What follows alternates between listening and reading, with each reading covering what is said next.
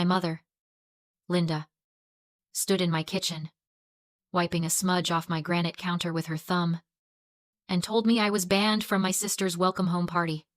She didn't use the word banned. Of course. She said Madison's friends were very upscale, very old money, and that I, with my dental scrubs and practical shoes, just wouldn't fit the vibe. She said it was for my own protection. Really? So I wouldn't feel out of place. I stood there, holding my coffee mug, and nodded. I didn't argue. I didn't cry. I just watched her walk out the door, leaving a faint scent of expensive perfume and condescension in her wake. 10 minutes later, my phone buzzed. A live stream notification. I clicked it. There was my abusive ex-husband. A man who had nearly destroyed me 3 years ago, clinking champagne glasses with my father. And there was Madison, my golden child sister, posing on the hood of the Mercedes GLB 250 that I pay for every single month. The caption read, "My parents spoil me." Something inside me didn't break. It clicked into place. I set my coffee mug down on the counter. I picked up my keys. Before I tell you what I did with the $12,000 gift sitting in my lap, drop a comment and let me know. What is the most unreasonable excuse a family member has ever given to exclude you? I didn't turn on the radio. I needed the silence to organize the noise in my head. My Honda Civic, with its 200,000 miles and a dent in the rear bumper, looked like a stain against the pristine, manicured hedges of Greenwich. This was the world my parents pretended to own, and the world I actually paid for. On the passenger seat next to me sat two objects that defined my entire existence in this family. The first was a pale blue Tiffany box, tied with a perfect white ribbon. Inside was a diamond tennis bracelet and a matching set of earrings. $12,000. That wasn't just money. That was my son's tuition for a year. That was my emergency fund. That was 6 months of eating instant noodles and skipping dental checkups. Even though I work in a dental office, next to the beautiful blue box was a crinkled white envelope from the bank. The repossession notice. For the last 3 years, I had convinced myself that this arrangement was normal. That's the trap. Isn't it the trap of normalized cruelty? You grow up thinking that love is a transaction, a commodity you have to purchase. You convince yourself that if you just give a little more, pay one more bill, fix one more crisis, eventually, the ledger will balance out. Eventually, they will look at you and see a daughter instead of a resource. I thought that if I made myself financially indispensable, they wouldn't be able to afford to hate me. I was wrong. I looked at the passing mansions, the iron gates, the illusion of old money. My parents didn't have wealth. They had debt and audacity, and I was the one servicing both. Seeing my ex-husband at that party, the man who belittled me, who cheated on me, who left me with scars. I'm still healing from clinking glasses with my father. That wasn't just a betrayal. That was a clarification. They didn't invite him because they liked him. They invited him because he looked expensive. They sided with him because he fit the aesthetic of the garden party. And I didn't. They sold out my trauma for a photo opportunity. The realization hit me harder than the exclusion itself. I hadn't been a daughter to them for a very long time. I was a utility. I was an ATM that they kicked when it didn't dispense cash fast enough. And the moment I became inconvenient, the moment my vibe didn't match their lies, they unplugged me. I gripped the steering wheel until my knuckles turned white. The sadness evaporated, replaced by a cold, clinical clarity. I wasn't going there to beg for a seat at the table. I wasn't going there to cry about being left out. I was going there to balance the books. I pulled up to the iron gates of the estate. I could hear the string quartet playing softly in the distance. I reached over and grabbed the Tiffany box in one hand and the repossession notice in the other. I checked my reflection in the rearview mirror. I didn't look like a dental hygienist anymore. I looked like a foreclosure agent. I put the car in park. He took a deep breath and prepared to ruin everything. The front door of the mansion was open to let the summer breeze through to the garden out back. I walked straight through the marble foyer. my footsteps echoing against the silence of my own resolve. I didn't stop to admire the high ceilings or the art that was likely insured for more than my life. I walked out onto the terrace and saw them. 50 people, dressed in linen and silk, holding crystal flutes. My father, Robert, was standing near the fountain, a glass raised high. He was midway through a toast, his voice booming with false joviality. He was talking about Madison's resilience, her grace, her triumphant return from a gap year that was actually just unemployment. I didn't wait for him to finish. I walked right into the center of the gathering, past the string quartet, past the caterers. The music faltered and died. The conversation stopped. All eyes turned to me. Jessica, my mother hissed, stepping forward, her face a mask of panicked fury. What are you doing here? You are ruining this. I didn't look at her. I looked at my father. I walked up to the punch bowl, a ridiculous crystal thing filled with pink liquid and floating orchids. I held the blue Tiffany box over it. This was $12,000. I said, my voice calm, carrying across the silent garden. I ate ramen for 6 months to buy this for you. I skipped my daughter's field trip to pick up extra shifts.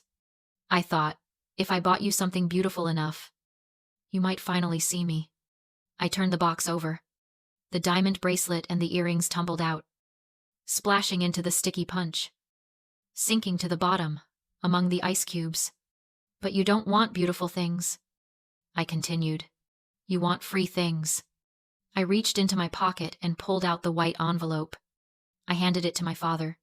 He took it reflexively, his face pale.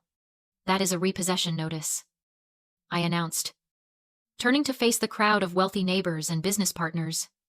Robert and Linda haven't made a single payment on the Mercedes GLB 250 in 90 days. The car is in my name. They are driving it, destroying my credit score, and refusing to pay a dime. Madison shrieked from the side. You can't do this. That's my car. It's not your car, Madison, I said, looking her dead in the eye. It's the bank's car, and I'm giving it back to them. I held up the spare key I'd kept on my keychain. I walked over to the shiny black SUV parked conspicuously on the grass, right next to the buffet tables. Meant to be admired. I unlocked it. Jessica. Stop! My father shouted, finally finding his voice. He started toward me, but he was too slow. I got in, locked the doors, and started the engine. I didn't back out carefully. I put it in drive. I pressed the gas. The tires tore through the perfect green lawn, leaving 2 deep, muddy ruts right through the center of their party. I drove straight through a flower bed of prize-winning hydrangeas and out the open gate. I looked in the rearview mirror one last time. My parents were standing in the ruin of their garden party, surrounded by shocked guests. The illusion of their perfect wealth shattered in tire tracks and punch. I didn't feel guilty. I felt light. I parked the Mercedes in my apartment complex's visitor lot and called the bank to arrange a voluntary surrender. Then I went inside. He locked the door and waited for the angry texts. I expected threats. I expected guilt trips. I expected my mother to tell me I was dead to her. But the phone stayed silent. An hour passed. 2. The sun began to set, casting long shadows across my small living room. The silence was heavier than the screaming would have been. It made the hair on the back of my neck stand up. Then, there was a knock, a heavy, authoritative knock. I looked through the peephole. It wasn't my parents. It was a uniformed sheriff's deputy. My heart hammered against my ribs. I opened the door. Jessica Miller? He asked. I have an ex parte order for the emergency custody of Noah and Emma Miller. The world tilted. I grabbed the doorframe to keep from falling. What? That's impossible. My kids are with their dad for the weekend. What is this? He handed me the paperwork. My hands shook so hard I could barely read the text. But the words jumped out at me like physical blows. Petitioner Linda Miller. Allegations. Substance abuse. Violent outbursts. Erratic behavior. There was a sworn statement from my mother, claiming I had arrived at the party high on narcotics, that I had assaulted an elderly guest, and that I was mentally unstable and a danger to myself and my children. She was petitioning for immediate temporary custody until a hearing could be held. She lied, I whispered. My voice sounded thin, like it belonged to someone else. She lied about everything. I've never done drugs in my life. I didn't touch anyone. The deputy's face softened slightly, but his stance remained firm. Ma'am, this is a court order signed by a judge. If the children were here, I would have to take them, since they aren't.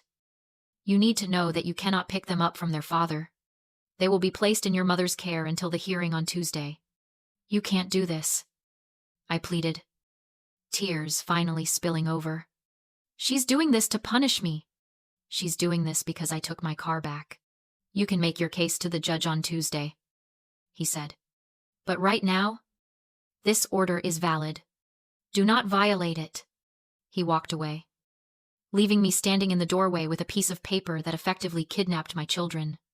I closed the door and slid down to the floor. The air left the room. They weren't just mad. They were trying to kill me. They knew the one thing that would break me wasn't money or reputation. It was my kids. They were willing to traumatize their own grandchildren, drag them through the system, just to teach me a lesson. I reread the paperwork. Mental instability, danger to minors. Any lingering sadness vanished, replaced by cold rage. They wanted war. They wanted to weaponize the law. By Monday morning, I was in the office of Vanessa King, a ruthless Greenwich family law attorney I couldn't afford but desperately needed. She listened. Read the ex parte order. Then acted immediately. A 90-day hair follicle test. Negative. Instantly destroying my mother's credibility. Then she dug into their finances. Old money didn't add up. Real wealth doesn't require a daughter to co-sign a Mercedes. She pulled the property records.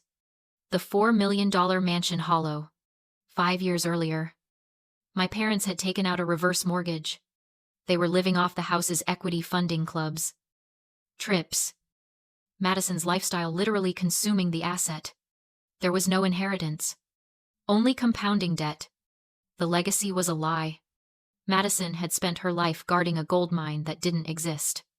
Being disinherited hadn't ruined me, it had saved me. In court, Vanessa dismantled their case in minutes clean drug test. Proof I paid their bills. Property records exposing insolvency. The judge dismissed the order with prejudice. Ordered legal fees. And warned my mother never to pull a stunt like this again. 2 days later, the Mercedes collapsed. Then the house of cards. That Friday, they showed up at my door, begging to stay. I didn't open it. You have a $4 million house, I said through the intercom. Go live in it. I offered Madison a choice sink with them, or cut them off and start over. She chose the door. 3 months later, winter came. My credit recovered. Madison got a job. The silence between us became survivable. I didn't lose a family. I escaped a cult of debt, appearances, and conditional love. And for the first time, freedom tasted real.